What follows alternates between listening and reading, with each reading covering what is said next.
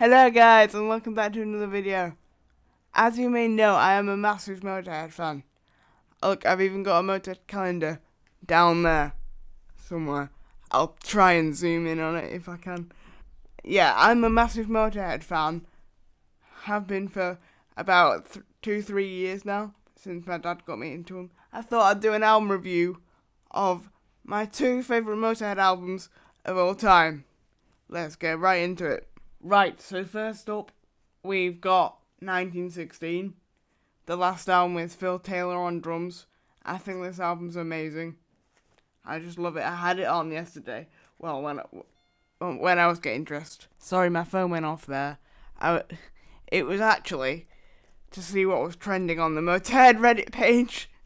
By the way, I am going to try and post this on the Motorhead Reddit page. But yeah, right, so first up on the 1916 album, we have a track called The One to Sing the Blues. This is an awesome track. I think it's an awesome opener, especially when those drums come in. And it just, yeah, I love this track. The riff and Lemmy's vocals are just amazing on this track too. I love it. Next up on the album, we've got I'm So Bad Baby I Don't Care.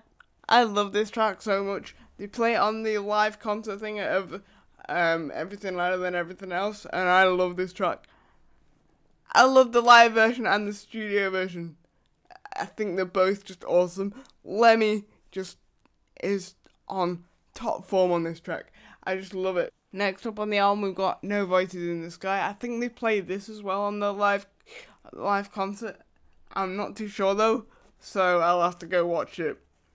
But well, this isn't one of my favourites, but I still really like it. I like the next track on the album better. Going to Brazil.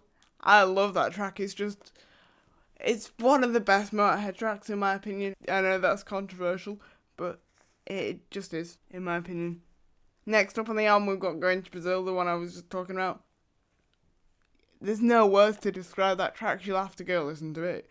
But it's one of my favourites anyway. Next up, we got Nightmare / The Dreamtime. This is hands down one of the worst tracks on the album. And that's not even to say it's a bad track.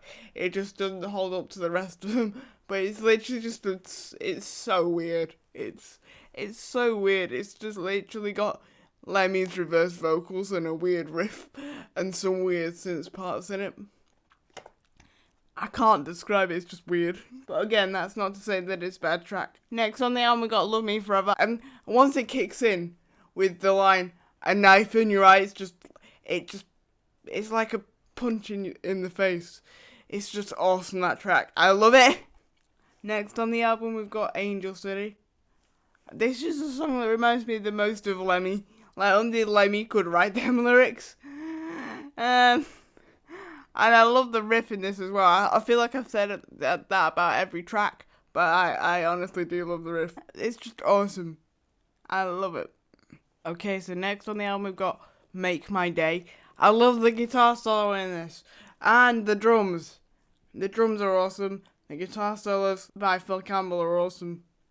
And yeah, Lemmy's vocals are also awesome. The lyrics. I just love this song. Next up on the album, we got Ramones.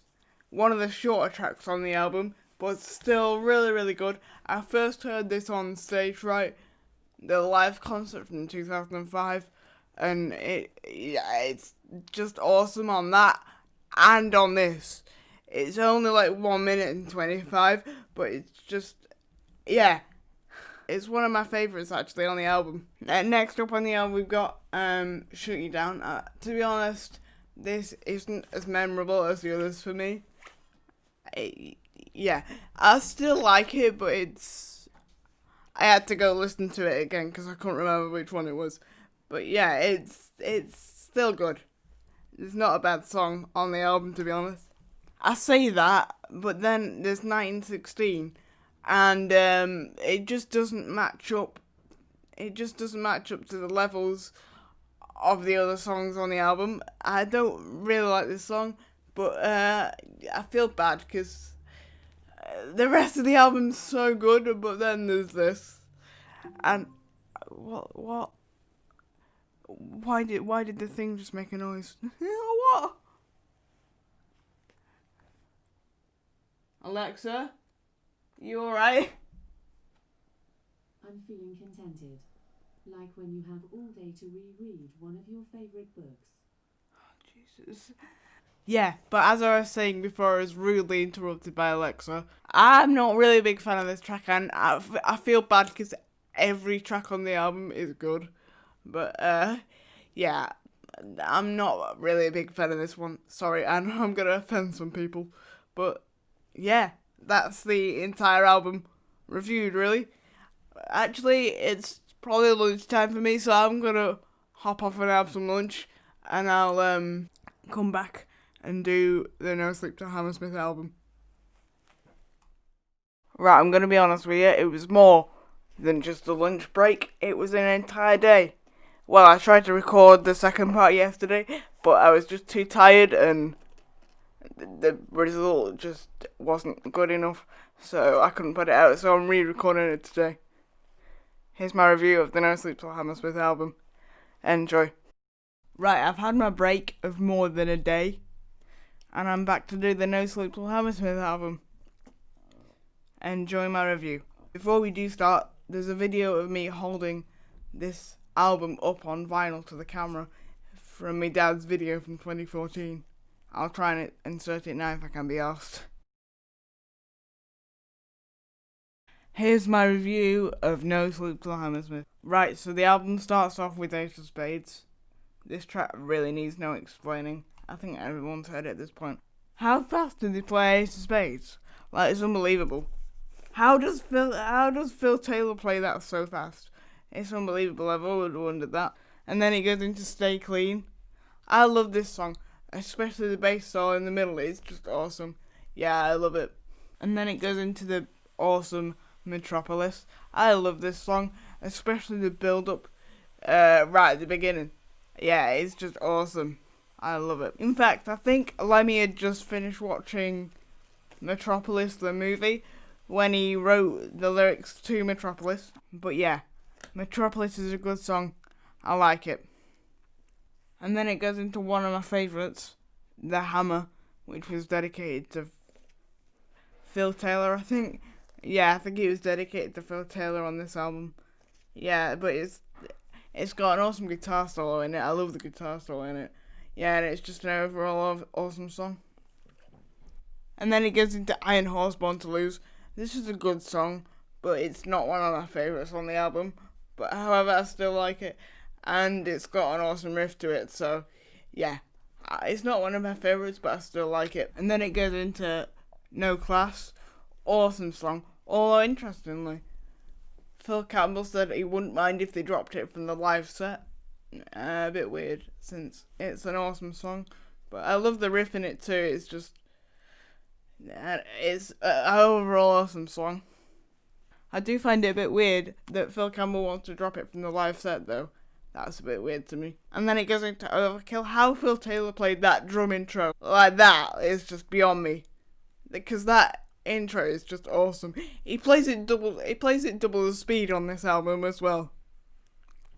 How he plays that is just beyond me. But yeah, Overkill is an awesome song.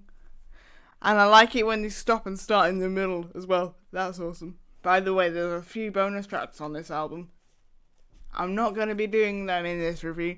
I'm just going to be including all the ones that were on the original album. However, if you do want to see the bonus tracks on this album, I'll insert a picture from my Spotify now. You can pause the video to have a full look if you want.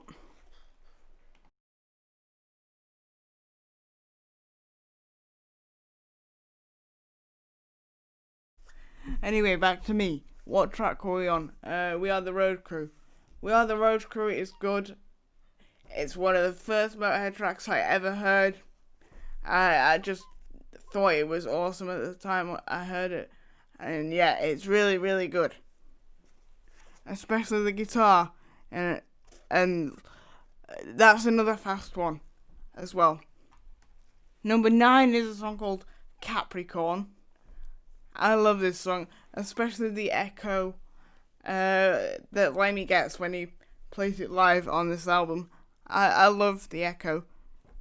And the Phil Taylor does a little drum interlude in the middle where all the other bands stop and it's just Lemmy and Phil Taylor just sing. I love that about it. Yeah, it's an awesome track. Number 10 is Bomber. They play it faster than they did on the album. Hi, Editor Rory here.